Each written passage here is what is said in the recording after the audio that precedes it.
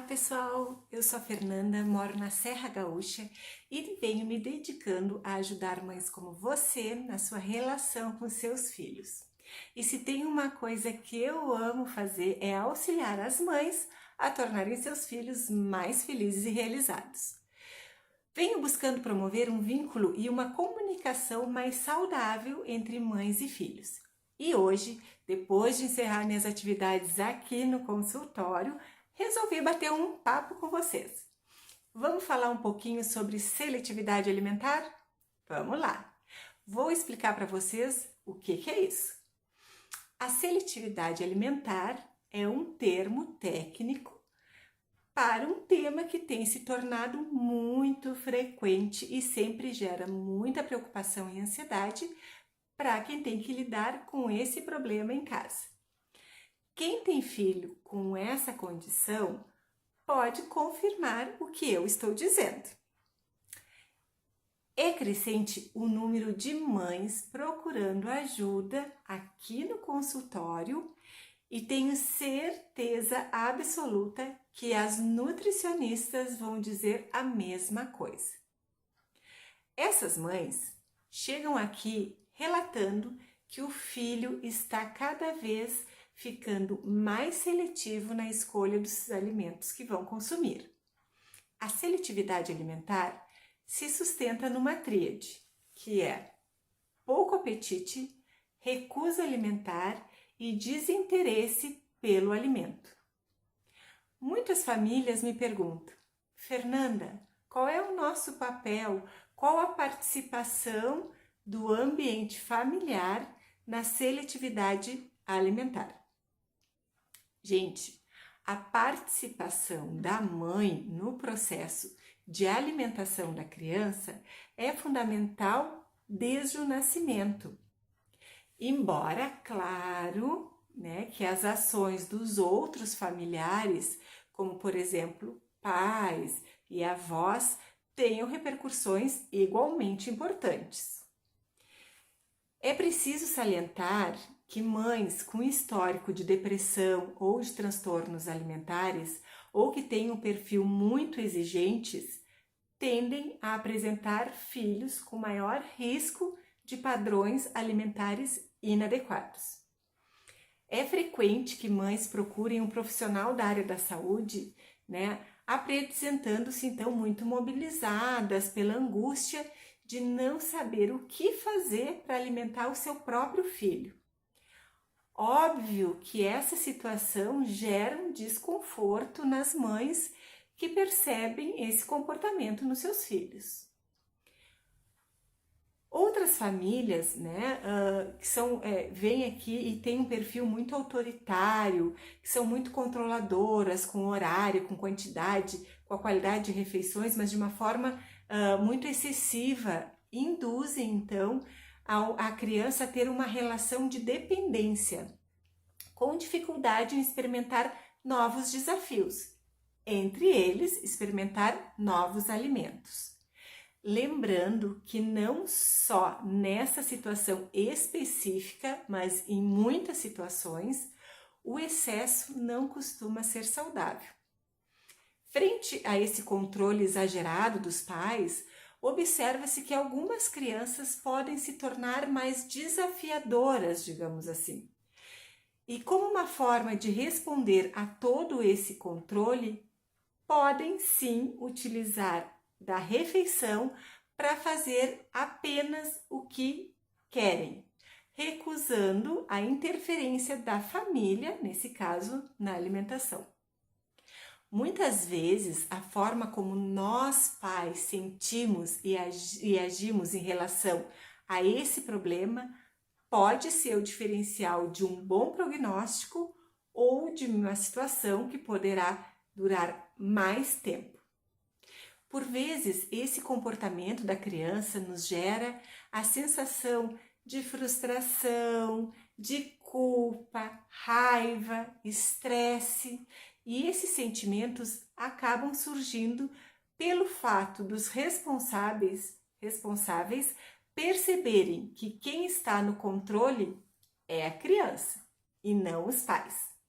Nessa situação, Quem dita as regras do que comer e o que não comer não são os pais e sim a criança, gerando então um enorme sentimento de impotência e muitas vezes levando os pais a pressionarem a criança para obter, digamos assim, um respeito, mostrar quem é que manda.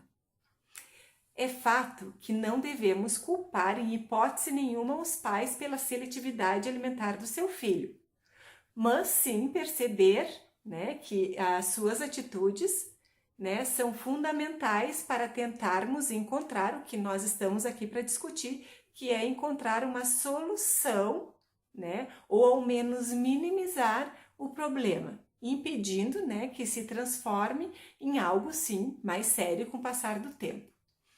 Outro fator importante também é perceber se na época, né, que desencadeou o problema, ocorreu algum fato traumático, né, ou na família, né, ou na vida da criança. Vou dar alguns exemplos. Por exemplo, separação dos pais, perda de um ente querido, mudança na rotina, inserção de uma pessoa nova na vida da criança, ou até mesmo às vezes a troca de escola ou mudança de cidade. Agora eu vou citar alguns itens que vocês precisam estar ligados, estarem atentos para reeducar esse comportamento na criança. Vamos lá?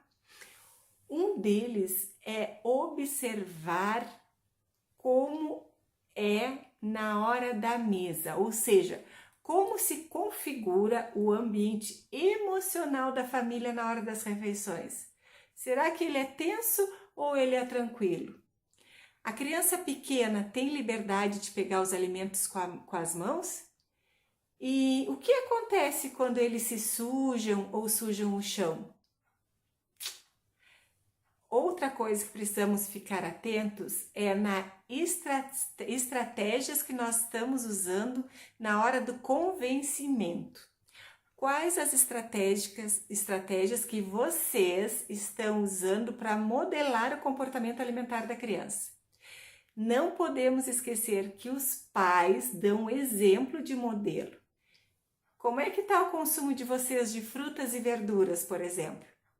Conseguem expressar através das feições do rosto de vocês que estão gostando de determinados alimentos, estimulando os filhos de vocês a provarem alimentos novos e demonstrar claramente que não gostam de determinados alimentos a oferecer para a criança? Porque às vezes a gente quer que eles consumam e que gostem de coisas que nós não gostamos.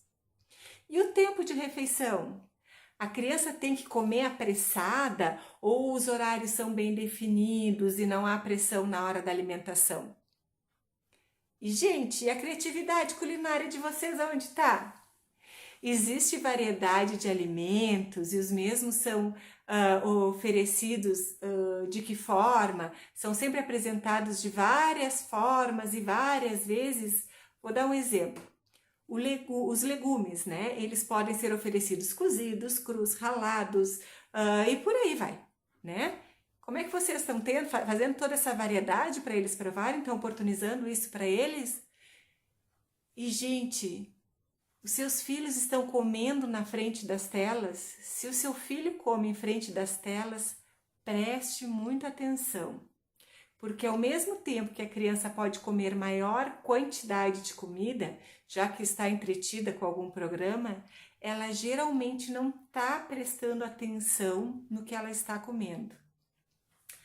Não está sentindo gosto, não está observando a textura e nem percebe o que está ingerindo, sendo essa uma experiência bem negativa. Tá? E, gente, comida e carência. Você percebe que seu filho utiliza a comida para chamar a sua atenção? No caso de pais que às vezes têm pouco tempo com os filhos, né? E os filhos encontram os pais mais na hora das refeições, né? Será que o filho não acaba enrolando na hora do almoço, fazendo aquela onda, né, na hora do almoço ou do jantar, ou negando os alimentos em função de ver seus pais insistindo que ele coma e, consequentemente, tendo a atenção de vocês naquele momento? Será que não é uma forma de obter atenção que eles não têm em outras situações? E para finalizar, então, eu oriento que, se a recusa persistir, é bem importante procurar um pediatra, né, para descartar qualquer problema clínico, claro, que possa estar desencadeando então esse comportamento. E também é muito importante, né, o acompanhamento de uma nutricionista e de uma psicóloga para poder então estar auxiliando vocês, auxiliando a criança a manter uma relação então mais saudável com a comida. Então, pessoal, espero que vocês tenham gostado desse conteúdo, colaborado com vocês de algum jeito. E se vocês gostaram do conteúdo, deixe seu comentário, dê uma curtida e nos encontramos na próxima semana. Até mais!